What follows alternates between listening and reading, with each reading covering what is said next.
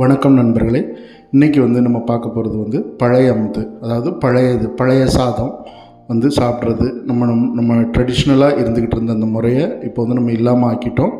So நான் வாரத்தில் 2 நாளாவது நான் அதை சாப்பிடுவேன். அதுக்கு ஏதாவது ஒரு சைடிஷ், நல்ல சைடிஷ் வச்சுக்கிடுவேன். இன்றைக்கி தேங்காய் துவையல் அரைச்சி ஒரு ஆனியன் பக்கோடா பண்ணி அந்த பழையது கூட வச்சு சாப்பிட்டோம்னா ரொம்ப அருமையாக இருக்கும்.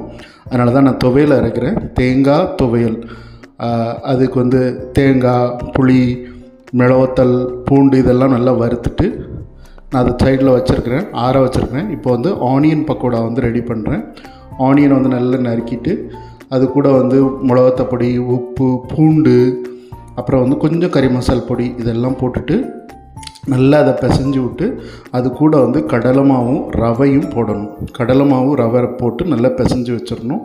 ஒரு 10 மினிட்ஸ் நம்ம அதை அப்படியே விட்டுட்டு அதுக்கப்புறம் நம்ம அதை எண்ணெய்னா டீப் ஃப்ரை வேண்டாம், தவாவில் போட்டு நம்ம ஃப்ரை பண்ணி எடுக்க போகிறோம்.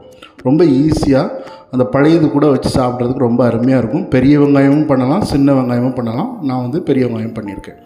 இப்போ நம்ம ஆற வச்சுருந்த அந்த தேங்காய் அந்த மிளகத்தில் எல்லாத்தையும் அரைச்சாச்சு. தேங்காய் துவையல் ரெடி ஆகிடுச்சு. தேங்காய் துவையல் பழையதுக்கு ரொம்ப அருமையாக இருக்கும். அடுத்தால நம்ம இப்போ பழைய சாதம் எடுக்கிறேன். நான் ஏற்கனவே தண்ணி ஊற்றி நம்ம நேற்றே ஊற வச்சுருந்த அந்த சாதம் இன்றைக்கி சாப்பிட்றதுக்கு தயாராகி அருமையாக பருவமாக இருக்குது. இப்போ நம்ம ஆனியனை போட்டு நம்ம தவாவில், அதாவது தோசைக்கல்லில் போட்டு எண்ணெய் போட்டு லைட்டாக, நம்ம ரொம்ப ஆயில் டீப் ஃப்ரையாக பண்ணாமல் லைட்டாக பொன்னிறமாக எடுக்க போகிறோம்.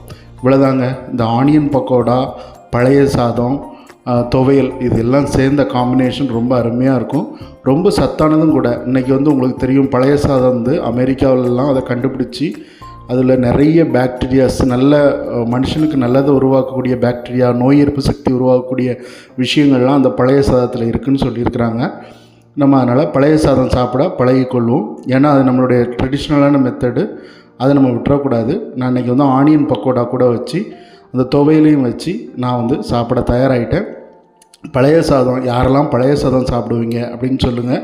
பழைய சாதம் சாப்பிட்ற முறையை விட்டாச்சு அப்படிங்கிறவங்களும் கமெண்ட் பண்ணுங்கள். உங்களை எல்லாருக்குமே நன்றி. நான் மீண்டும் உங்களை எல்லாருமே அடுத்த வீடியோவில் சந்திக்கிறேன். நன்றி, வணக்கம்.